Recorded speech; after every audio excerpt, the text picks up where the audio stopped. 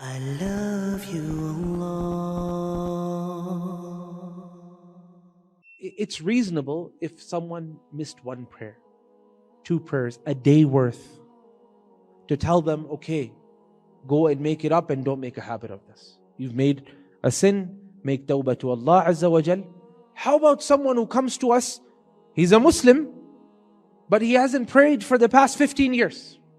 This person, how do we handle him? Do we tell him, make up 15 years of prayer?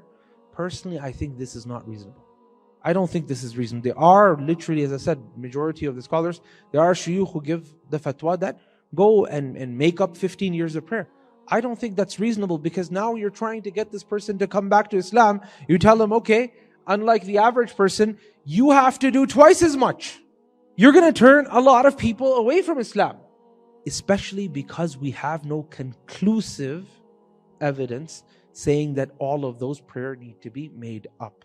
That's why I say that, it's very important that a person looks at the scenario as well when they're giving the fatwa. You have someone like this, they're coming back to Islam. It's an asset for them to come back to Islam. And we know that there's a generality of the hadith of the Prophet ﷺ where he said, "At-tawbatu tajubbu ma qablaha." That tawbah, that repentance ends up removing the sin of everything that is prior to it.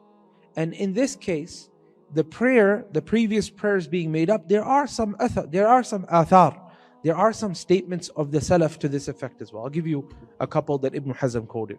Ibn Hazm, he quoted that Ibn Umar radiallahu ta'ala anhu, he saw a man, he was reading a document. فَقَالَ لَهُ يَا هَذَا الْقَارِ. He said to him, O reader, someone is sitting around reading something, but he got occupied from prayer because of that book he was reading. People used to get occupied from prayer because of books, now it's the phones, right? So he saw him reading something and that made him busy from the prayer.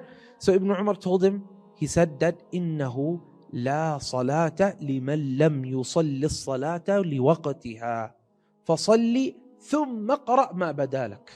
He said, there is no prayer, meaning there's no prayer accepted. There is no prayer for the person who doesn't pray on time. What does this mean? Ibn Umar is saying that there's no such thing as making up a prayer you deliberately leave. And he said, so pray and then pick up the sahifa and read as much as you want. It's very similar to someone sitting on their sofa nowadays and using the phone, and they're like, oh, there's a little bit of time left, a little bit of time. Time completely exits and salah is finished.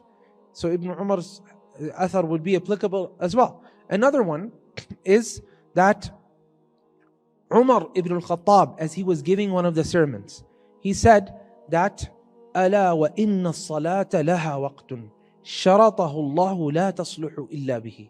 That there is a specific time that Allah has described for each prayer. This is a condition. Salah is not acceptable except within this time.